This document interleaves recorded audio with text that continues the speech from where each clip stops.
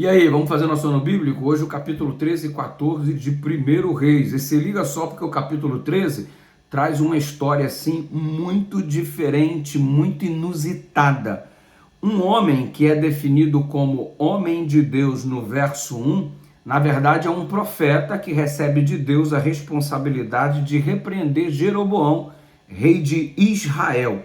Muito bem, o homem de Deus foi até lá, foi contundente, firme em suas palavras. O rei tentou persuadi-lo, comprá-lo, suborná-lo, e ele disse um claro: assim diz o Senhor. Quem está falando aqui sou eu, mas o conteúdo é de Deus, você não tem como subornar Deus. Enfim, ele foi firme do jeito que, como homem de Deus, ele deveria ser. Pois bem, Deus lhe deu orientações muito claras, não só no que ele tinha que falar para Jeroboão, como também no seu percurso de volta acerca do seu procedimento. E mais, ele ainda demonstrou para Jeroboão sinais, maravilhas. O altar se rachou, a mão foi ressequida, depois a cura miraculosa, mas nada disso foi suficiente para mudar o coração de Jeroboão. Pensa num rei de coração duro. Espero que eu e você não tenhamos o nosso coração tão endurecido assim, mas que Deus tenha facilidade de acessar o nosso coração e mudar a nossa vida da forma como Ele pretende, do jeito como Ele almeja. E aí, com os olhos voltados, o homem sempre dizia, voltados para o rei, o homem sempre dizia: assim diz o Senhor, assim diz o Senhor. Excelente este homem de Deus, este profeta. Mas aí, de repente, aparece um terceiro personagem na história, minha gente. E olha só que coisa inusitada, como eu disse a princípio. Este personagem se transformou na ruína deste profeta denominado como homem de Deus.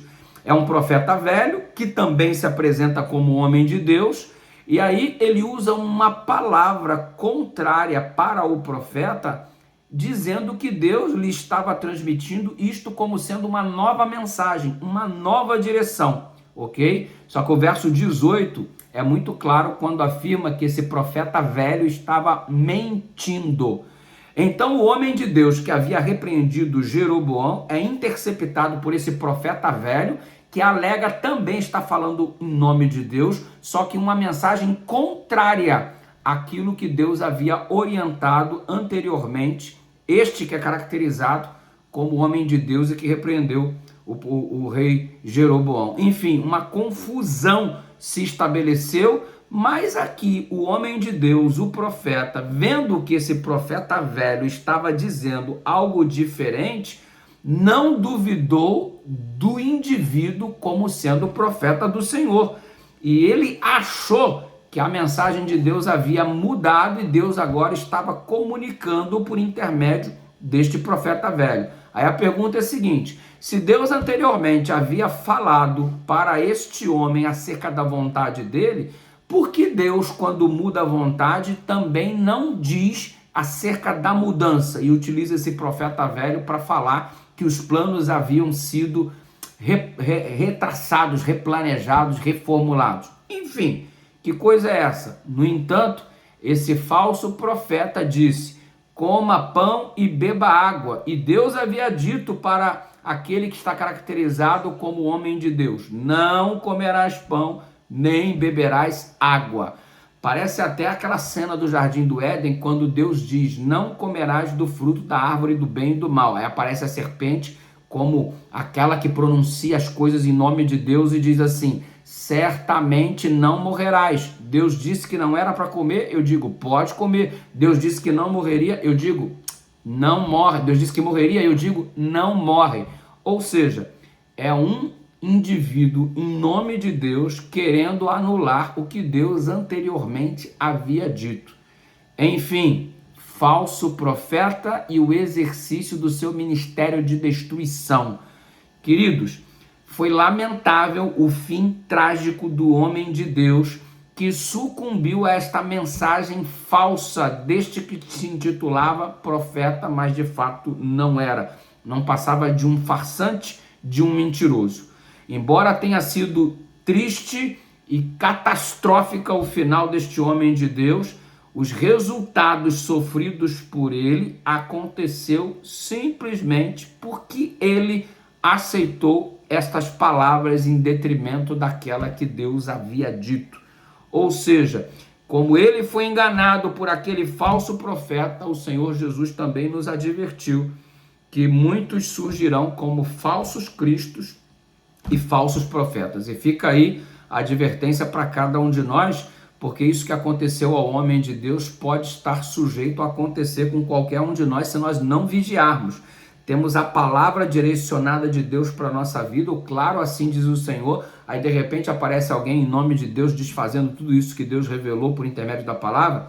Vigia, cuidado, falsos cristos e falsos profetas. A Bíblia também nos coloca subsídio nas mãos para identificarmos aquele que é falso Cristo, falso profeta. Vamos ficar espertos e vamos estudar a palavra. No capítulo 14, nós temos os dois reis aí novamente em evidência, o Jeroboão, rei do norte, Israel, e o Roboão, rei do sul, Jerusalém, capital de Judá. E o que esses homens estão promovendo? Estão promovendo a ruína espiritual do povo de Israel, porque todos os dois estão distantes de Deus e praticando iniquidade.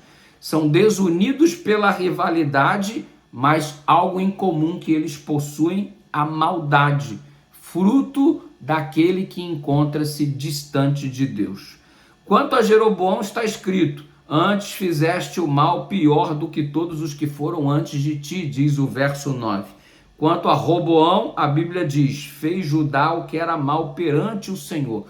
Promotores da maldade, que sejamos diferentes, promotores da bondade, em nome de Jesus. Tem duas mulheres em evidência neste capítulo, capítulo 14, ok? Uma é a mãe do filho de Jeroboão, a esposa do Jeroboão. A outra é a mãe do Roboão. Duas mães e duas perspectivas diferentes de educação. A mulher do Jeroboão, mãe do filho do Jeroboão, não é que no meio dessa podridão, dessa lama, ela educou o menino nos caminhos de Deus, que coisa miraculosa. Já a mãe do Roboão o educou a Roboão como sendo um indivíduo idólatra, dentro do contexto de idolatria. Mesmo porque a mãe de Roboão, ela era amonita.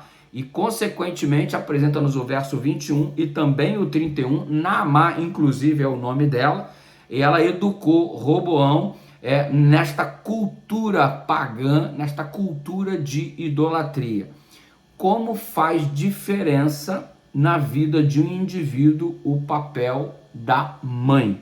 É claro que a palavra última, em função do livre-arbítrio, pertence ao indivíduo dono da própria vida, mas que a mãe tem um peso de influência fantástico, isto tem.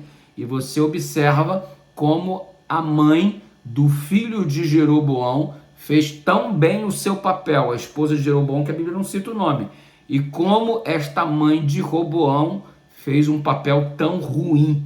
Enfim, uma corroborando para que o filho fosse servo de Deus e a outra corroborando para que o filho fosse um idólatra.